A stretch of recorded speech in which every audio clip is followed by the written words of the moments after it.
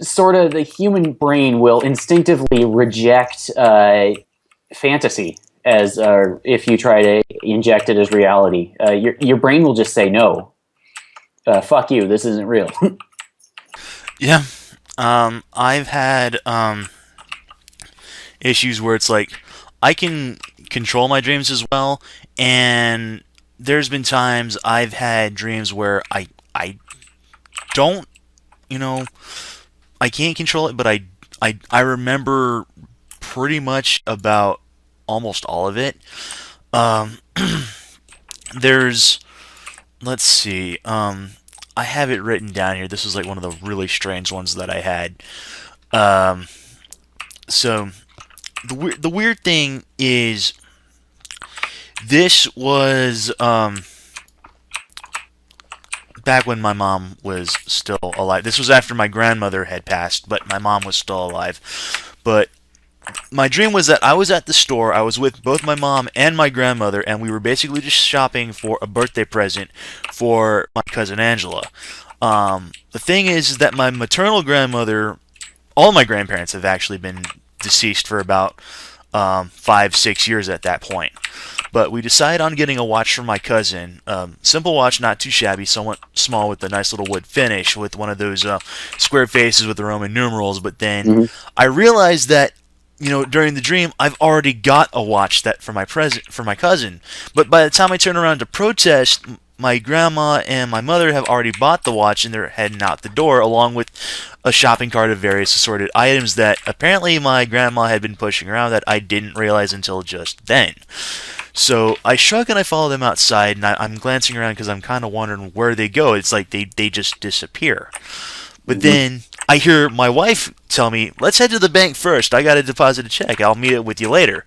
And I just say, okay, that's fine. And, she's about 4'5", a little padding around the middle, shoulder-length black hair, pretty curvy, nice hazel eyes. And apparently she's with our kid, and he's about maybe a little light-skinner than his mother. She's got, a bit of a darker complexion. And I turn around to see where my mom and my grandma, appear to. They're somehow apparently now a quarter mile away from me, and they're heading into what seems to be the most freaking huge McDonald's ever when my spouse starts heading across the parking lot to this one-story bank, and I'm about to follow my mom and grandma when I'm suddenly stopped by a sudden realization. Wait a minute. I don't have a wife.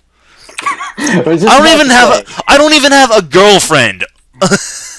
So I turn around to my so-called spouse, confused and about to ask what the hell's going on, when I see that she somehow crossed the entire parking lot in like 2 seconds and is entering the bank. And I run over myself and I enter the building, and that's when I walk in. I'm suddenly assaulted by like bright, vibrant colors. I mean, yellow walls with red stripes, green angular blocks, and like purple spherical shapes like painted around. Like I'm like.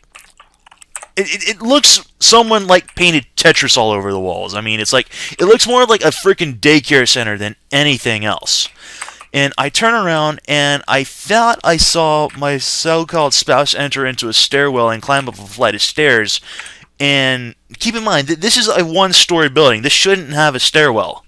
So, without thinking, I go into the stairwell and I follow her, and it's not particularly huge, but it's quite tall on its own. So, I go up the stairs about a flight, and I enter another hallway with what looks to be like classrooms or audition rooms or something like that. Each room along the wall has at least one fairly giant window from the wall that gives outsiders a really good look inside. So, I pass by one, and I take a look inside, and I see someone trying to sing, and she gets sucked up by Kirby. Like the Nintendo character, Kirby. What? So, and I don't think of it anything outside of this as just being kind of weird. So I just continue on down the hall. I turn around another corridor and I head down another stairwell. I've long since lost sight of my so-called spouse and son at this point, and I'm just blindly wandering around without any sense of direction. I must have climbed at least 3 or 4 sets of stairs. But eventually, I walk out of the stairwell and into this slate-laid corridor that eventually dumps me into this sort of area. It's huge. It's massive. It looks kind of like a cross between a train station, and a drama theater or like, any major Broadway-esque theater. I mean, it's a double-story area with seating on both levels, but there's 2 stages. On the one level I'm at, there's a stage on the upper level I'm at, and there's a stage on the lower level. Now, the crazy thing is there doesn't seem to be any way to access this lower level. Don't see any stairwells, I don't see a staircase, I don't even see like an elevator going on to the second stage, but the second lower stage is connected to the raised elevated platform that I'm on. I mean, now this is kind of hard to describe, but it's like I'm on a large platform. I mean, the stage itself looks really simple, like a flat, almost wooden ship sort of area. There's a guardrail all along one edge, save for maybe directly above where the second stage is, with the curtains keeping the second stage hidden from view. The first stage above has an elevated platform with a chair, a stool, and a spotlight, but otherwise nothing. Now, the upper stage is mostly featureless. It has a bunch of tables, but directly over on the other side of the room, across from the railway tracks, is another double story of tables and chairs, and it looks kind of like a huge restaurant. So I'm looking around while I'm on the platform of the first stage, and I'm trying to figure out who could have possibly designed this crazy place as I slip into a door leading into what I could only describe as a backstage area when I feel someone clap me on the shoulder and turn me around. This huge burly woman hoists an electric guitar into my hands, and she grumbles, "Where the hell have you been? You're on in 3 minutes." And before I can say anything, she pushes me out and back onto the stage through this black veil, and I'm back out with the stool and the chair in front of me now.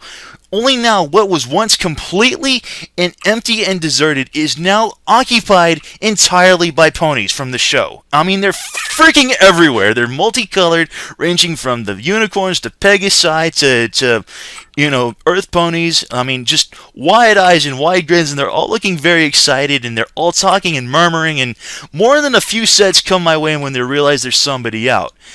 But then the woman, I'm sitting on the stage and I'm getting ready to play when the woman whispers to me, "You're supposed to perform on the lower stage." And I blink and I whirl back and I'm like, "How the hell am I supposed to get down there?" And she says, "I don't know, you're on in a couple minutes, curtain's still closed, just climb down them." And I blink, and as soon as I do, the woman is gone. And I sigh and I strap the guitar to my back, and I actually look over the ledge, directly overlooking where the second is, and I actually hoist myself up over the railing, and I slowly and carefully, I grab myself onto the curtain of the fabric, and I try to begin climbing my way down, and I somehow managed to pull like 4 or 5 stitches where it's stapled directly to the wood, but the curtain holds, and I managed to make it down about the 3 meters or so that I'm supposed to get there. Once I get down to the stage, I turn around, and all the ponies from the first and second level across the railway are staring at me expectantly and really excited me, and I pull the guitar around in front of me, and I'm just about to play when I suddenly come to another realization. I don't know how to play the guitar. I've never played it before in my life. I'm not any musician. So I go up to the microphone and I pick it up and I introduce myself and I basically explain that I have no idea what's going on. I'm sorry to disappoint, and I don't know, what's going on here. And I'm backing my way up, and I start to climb my way back up the wall, which is for some reason quite graspable. I mean, there's no handholds or footholds. I'm basically doing a Spider-Man and just crawling my way up the wall, back up to the higher floor. While I'm at the same time, I'm trying to explain to this crowd that hey, I'm sorry, but I'm not any sort of entertainer. I'm searching for somebody that's very dear to me, and I'm grateful for assistance. And it was at that point that my cell phone went off and woke me up. That was one dream? And that was one dream, yes.